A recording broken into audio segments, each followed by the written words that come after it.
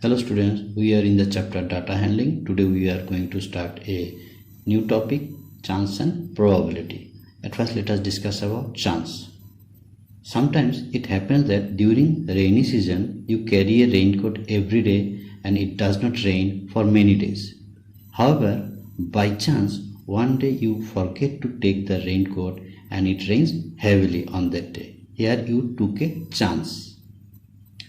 Sometimes it so happens that you prepare 4 chapters out of 5 very well for a test. But a major question is asked from the chapter where you left unprepared. Here you took a chance. Everyone knows that a particular train runs in time, but the day you reach well in time, it is late. Here you took a chance. You face a lot of situations such as these where you take a chance and it does not go the way you want it to. These are examples where the chances of a certain thing happening or not happening are not equal. Now let us discuss when we get a result in a chance. The topic is getting a result. You might have seen that before a cricket match starts, captains of the two teams go out to toss a coin to decide which team will bat or which team will bowl at first. What are the possible results you get when a coin is tossed? Of course, head or tail. Imagine that you are the captain of one team and your friend is the captain of the other team. You toss a coin and ask your friend to make the call. Can you control the result of the toss? Can you get a head if you want or a tail if you want that?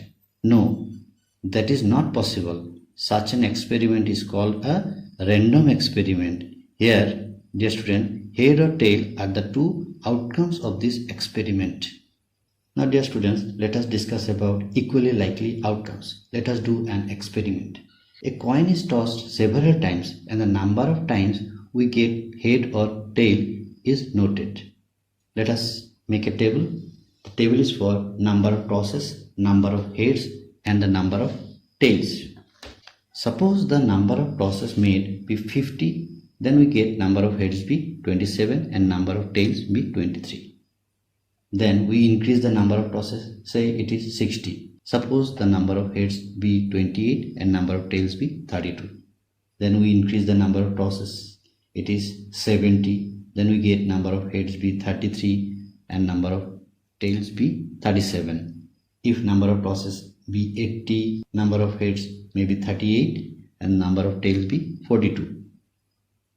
Number of tosses may be 90, then number of heads may be 44. Number of tails then be 46.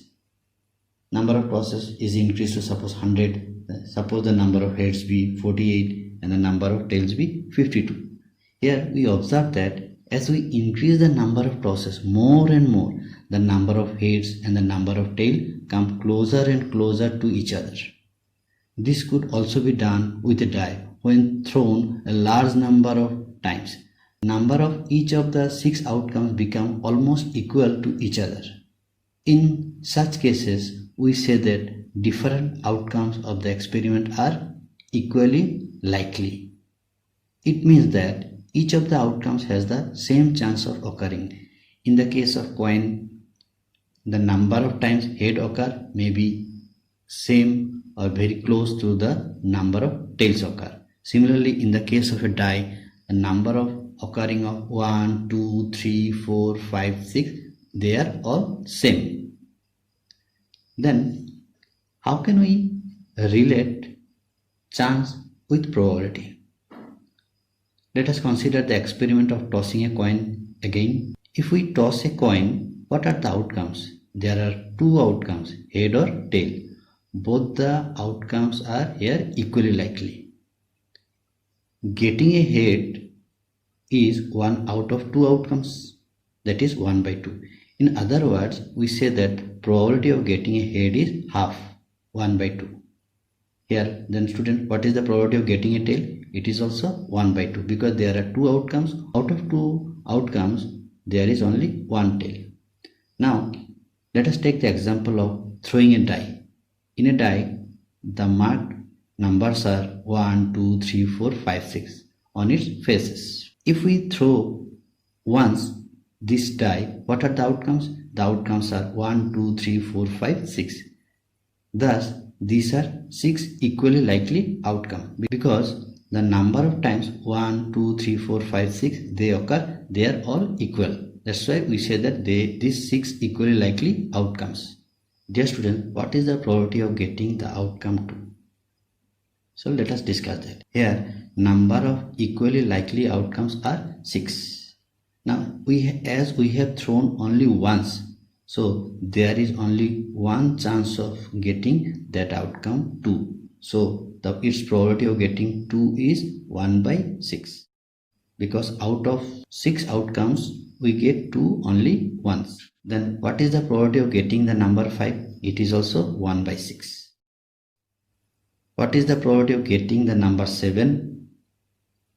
Dear students, its probability is 0 because out of 1, 2, 3, 4, 5, 6 there is no 7, so its probability is 0.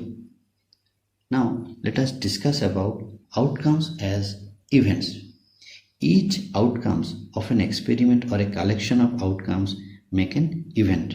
For example, in the experiment of tossing a coin, getting a head is an event and getting a tail is also an event. In case of throwing a die, getting each of the outcomes 1, 2, 3, 4, 5 or 6 is an event. Here is getting an even number an event. Since an even number could be 2, 4 or 6, getting an even number is also an event. Now students, what is the probability of getting an even number? Dear students, here total number of outcomes of this experiment is 6 because the outcomes may be 1, 2, 3, 4, 5, 6 and the even numbers are 2, 4, 6. So its probability is 3 by 6. So with these all examples, we can say that probability of an event is equal to number of outcomes that make an event divided by the total number of outcomes of the experiment when the outcomes are equally likely. Now dear students, let us take a question. A bag has 4 red balls and 2 yellow balls. Here let us consider one thing, that all the balls are identical other than the color. A ball is drawn from the bag without looking into the bag. What is the probability of getting a red ball? Dear students, here there are total 6 balls. That is, we say that 6 outcomes of the event.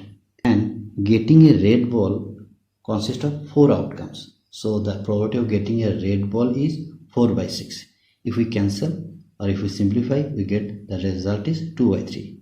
In the similar manner, if the question were what is the probability of getting a yellow ball, its probability will be 2 by 6. If we simplify, it is 1 by 3. Dear students, I hope all of you understood. Thank you so much.